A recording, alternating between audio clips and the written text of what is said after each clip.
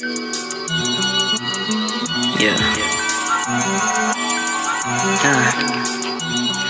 From the mountains of Colorado, I am your host, Al Wu. And I'm Tang. And we are bringing you another episode of Woman Crush every day live. Do you see how beautiful this is out here, guys? Do you see how beautiful this is, It's ladies and gentlemen? nearly picture perfect. It is. And that is why I am just so appreciative to be here in this lovely mountain with this mountain view. So I want to shout out my team that made this happen. And go, guys. I love that in every location, you still wearing the Beats, Rhymes, Everything Dope shirt. Just representing across the nation. I have to. Across the nation. Y'all should check out the website for Bread because they have guided meditations up. I did one to try to recenter myself in all this COVID madness, and it was actually really powerful. It was really good. So shout out to Bread for doing that. Absolutely. How people find it? Absolutely. Right now we are hosting through Anchor, but you can find us on Spotify and all that good stuff. So yeah, tap in, especially, just like how you're saying, we need ways that we can just break away, take a mental break, remember who we are and tap in with some good vibes and some better energy. And so please go do that. Go to, if you go to anchor.com, you can find Bread, BRED, guided meditations. And check that out. Yeah. All right. So we are in episode 4. Twenties by Lena Waithe, which is on BET. If you haven't been following, we are just talking about the queer stuff. So the main character is Hattie, and where is Hattie at for episode 4? What's going on? All right, so Hattie, we start this episode, and I've talked about this before in previous episodes of Woman Crush Every Day, but Hattie starts this episode with bringing in a lady friend into Marie and Chuck's house, her friend's house where she's staying. She ain't paying rent either. Yes. She just there. She's not paying rent. She's in here eating up breakfast. You can tell that they had a nice fun night. And the space that's being taken up, like Hattie is totally unconcerned with taking up Marie's and Chuck's space. And so I remember in my notes, the first thing that I wrote is Hattie's beyond disrespectful. Disrespectful. Hattie doesn't give a shit. So neither does her dates. So Soraya, I think was her name. Yeah. Doesn't give a fuck either. I mean, she's in there in a towel from taking a shower. Hattie's taking a long shower. Then she leaves the water running so her date can take a shower. And she didn't even tell Marie and Chuck that she was having a guest. Like, she sent a text at 3 a.m. Yeah, it just kept getting worse and worse. Like, she said, when you didn't respond to my text, I thought that was yes. And it's like, first off, you sent the text at 3 a.m. That's obviously not a yes. Yeah. Get the fuck out of my house. And then, to top it all off, Soraya takes Marie's piece of toast, I think, as she's walking out.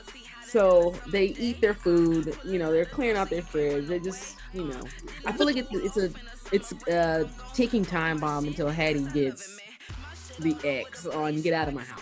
Yeah, because Chuck is over it, and Marie is just completely defending Hattie. She's fine, I want her to get on her feet. She can do whatever. She's just putting up with it, which again makes me think Maria's always kind of being the mom in the situation, and how did they end up being friends? How did irresponsible ass Hattie end up being friends with type A Marie? Yeah, I mean, I guess it happens, but I don't know. I think maybe even Marie has an affinity for queer people. Ding. I'm going to go ahead and drop this nugget. So actually in the same scene, we were talking about Hattie primarily, and I don't know if we will be talking about Chuck, But Chuck kind of has this. We'll be talking about Chuck. Gay situation that kind of comes back up. It's kind of like a bridge between the last episode and this episode. So, in the kitchen, Marie gets to talking to Chuck about when he was at some party, she observed a waiter at the party giving Chuck his card, and she logged that in her brain like, uh-oh, this man is talking to my man. We're gonna check this. We're gonna, bring the situation up. So apparently this was like a month later. So between the last episode and this episode, a month has passed, and this is when she brings up, yo, I saw you with the dude. He was kind of cute. You was kind of paying attention. And Chuck is like, nah, man, that's not the case. He's just some dude. And everybody flirts with me. Yeah, everybody flirts with him, but the feelers are kind of going up because we already saw Chuck wanted to do the booty action earlier in first episode. We saw that maybe they weren't having that much sex in another episode. It still seems they're always having sex. It really does. So I'm kind of confused by that, but neither here nor there. Marie feels like something's up with Chuck and his male attention, and I don't remember where or what episode it was when they go and watch the video, but if that wasn't, I think that's 6. Okay, all right, well, I'll leave that alone. Pause. All right, so either way, that's that first scene, and that happens later on in the episode. At least what I have on my notes, we get a call from Hattie's mom, and Hattie's mom. One, shout out Hattie's mom. She's great. She's hilarious as shit. Who is that? I can't remember that actor's name. Let me make sure. Is that Kym? No, that's not her. Who is that? I'm fucking up. I don't know her name, but she's been around on shows since at least the 90s, as far back as I can remember. I'm gonna shout this woman out because she's dope as hell. And Kym Whitley. Say it again. Kym Whitley. And it seems like she's improving a lot of what she says. She's funny as fuck. She brings kind of like the mom realness that I think like the greatest TV moms have, where they're funny and they're down to earth, but they're also protective. And yeah, she's hilarious. Every time she comes on the screen, I'm like, I want more of her, which we do get later on in the season. Yes. Somewhere in the scene though, in their conversation, she brings up Hattie's actual sex life and saying, like, oh, you in here, scissoring somebody. Oh, because she was watching porn. Trying to understand you better. Understand how to do it. So, honestly, I fucking love that they brought that into the conversation, because I think in real life, in the situation, she says, are you scissoring somebody? Hattie's like, no, mom, that doesn't happen. It's totally fake. That is porn sex. That is not real sex.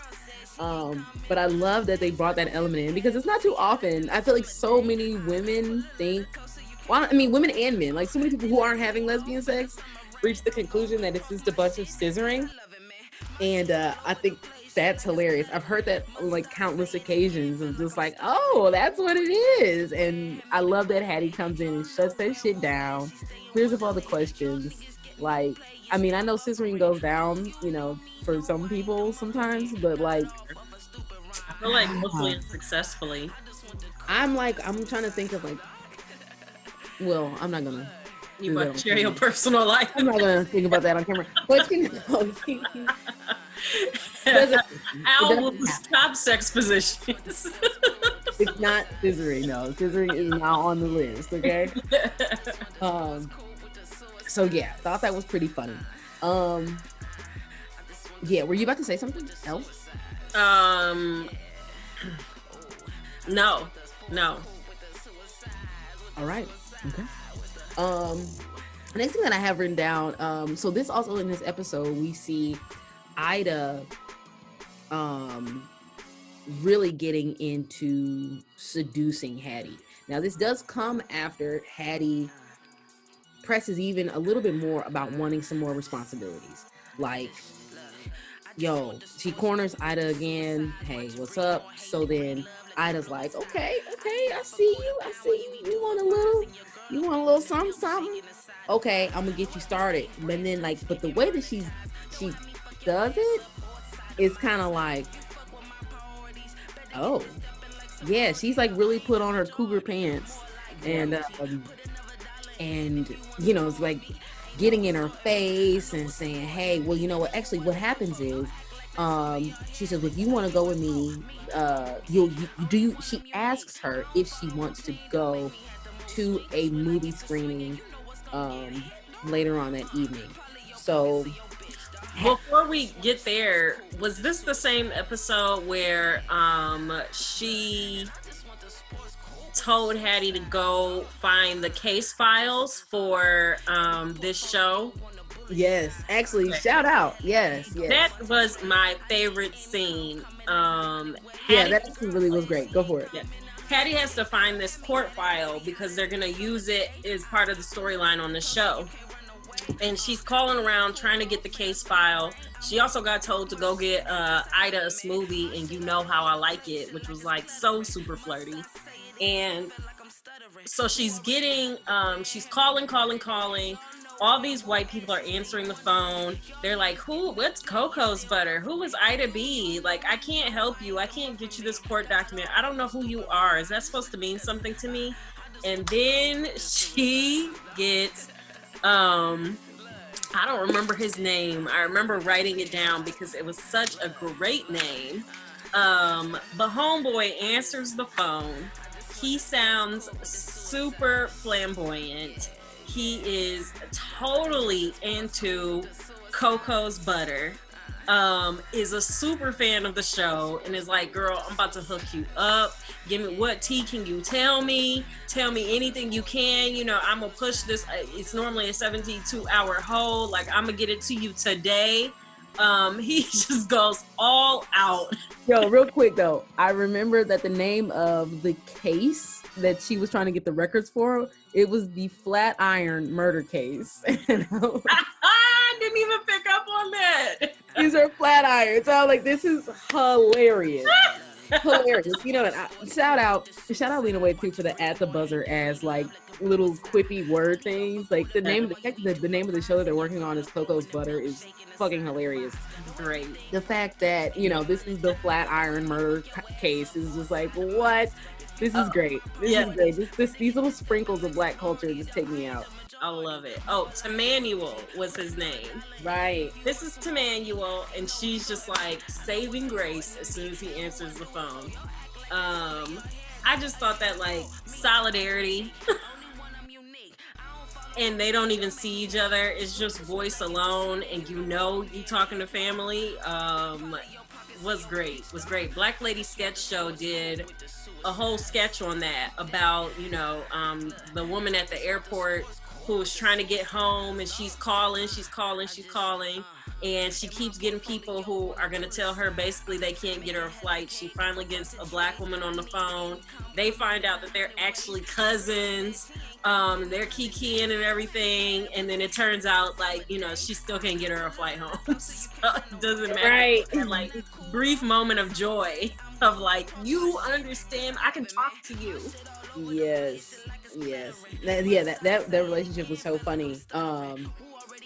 And yeah, how it unfolded. And then at the end though, there was something where he had to leave and she had to come by 4:30, and so Hattie rushes down to the courthouse to get the records. It's past 4:30 and it's closed, and there is a security guard who can let Hattie in, but then the security guard is like, I like tomboys, so what you gonna do in order to get this access? And she barters her phone number for access into the space. I'm glad that's where it ended, but you know, it's crazy. I'm like, this is another one of those little gems of like queer life that I feel like you don't really get to see on TV, and like the number of heterosexual men, or I mean, I don't know how hetero they are, but you know, in this moment, these guys who are attracted to women, who are attracted to masculine women, and just like fetishize the whole concept. Like, it happens way more than you think. A lot of dudes like masculine women, and I mean, if you're into that, 100, go for it. You know what I mean? But I think it's like, it's weird. You could tell that like she wasn't welcoming these sorts of advances, and you know, but you do what you got to do. Sometimes, you know, even as like stems and studs, you can use their pussy power in order to get into this building. You know what I mean? So, yeah, just the interesting sprinkle of pussy power in that episode. Well, pussy power, but then also like men and their conquest, and like what feels like a win to them, in that pulling a lesbian is like the ultimate win to them. And I feel like, you know, that happens in queer community too, where you have women who feel like, you know, I can turn a straight girl, or whatever they think they're doing. I'm like, I don't think you can turn anybody. They either want to get with it or they don't. But yeah. So like, there's a power to it, but then there's also still that like grossness of, you know, do you like, what are you gonna do with this number? She clearly don't want you. Right. And obviously, if she gave you her real number, it's blocked immediately. Like, immediately. No, I'm not gonna answer this random number. I know I gave it to a weird guy. So yeah. But that was that's that. She's able to get the records, and then she comes back to get them to Hattie. By the time she gets them to Hattie, Hattie's like, "Oh, we moved on. I'm not even doing that." But nice hustle though, and maybe you should go to the, you know, if you want to go to this movie premiere with me tonight. So, you know, Hattie's not dressed up. She's been doing everything else, but she's like, "Yo, I got something for you in my closet." So she pulls out a nice little suit jacket for her to wear, and looking good in the suit jacket. Okay, we got a little crush. No, Hattie's looking clean. The outfit is nice, and you know, at least nice enough to go to a movie premiere in LA. So they go do that, and you know, their hands are touching at the movie theater. You know how hands, it's more like this way. Yeah. they're touching in the movie theater. You know, they're on the armrest, so you know how the armrests do. So you see Hattie trying to figure out, is this like what's really good? I don't know, but I'm also not going to cross this line. I'm going to keep it totally professional because I don't want to blow my chance. So the movie ends, and then they, as they're walking out, they run into the director, and you know, to just exchange those words. Hey, nice film. So Hattie starts going first and expresses to the director how much she loves the film. It's great, the writing, wow. And the director's like, "Oh wow, thanks, oh my god." And then Ida is like, actually the movie was I at best, strong I. Don't ever forget how Ida was. I, peace. And then that was kind of like how that wrapped up. I mean, and also like Hattie had tweeted major shit about Ida's movie and Ida's show, and so to have Hattie like big up in this other woman, I think Ida just couldn't handle it. Like, I didn't just sat here grazed your hand this whole night, and you gonna suck her show? Yeah, I was trying to figure out like, where did that really stem from? You know, did that rage at this director stem from Ida really not liking it and just exercising her power, or is all of this to say, I'm jealous that you paid that much attention to her, you loved her work, and you don't feel that way about my work? I don't know. I think totally that. I think, Ida wants Hattie's attention. I think Hattie shocked her the first time she met her by being not even blunt and honest in person, but she's been trying to coax her into being more honest, and I think trying to coach her into being, and she likes like the attention that Hattie has, and like how Hattie like low-key has to like worship her a little bit while also trying to be authentic. And I think this messed with that power dynamic. She's just like, no, you're supposed to be my puppy. Like, yeah.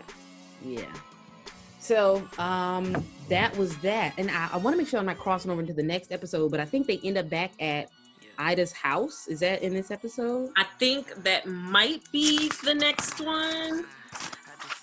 That might be. Oh, my notes are out of order, so we'll cover it in the next one.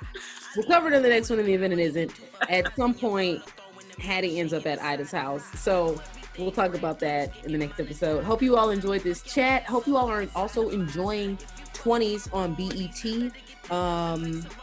So far, it's a really interesting show with some really interesting characters, and we're digging it, and we're going to keep talking about it throughout the season. So there's that. Also, if you're watching any other shows, that have queer characters of color,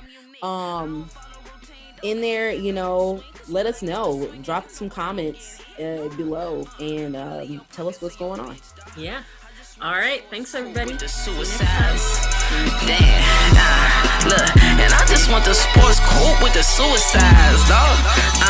I just, in my portfolio on the bullet side, making hella cake off a bunch of trades. I need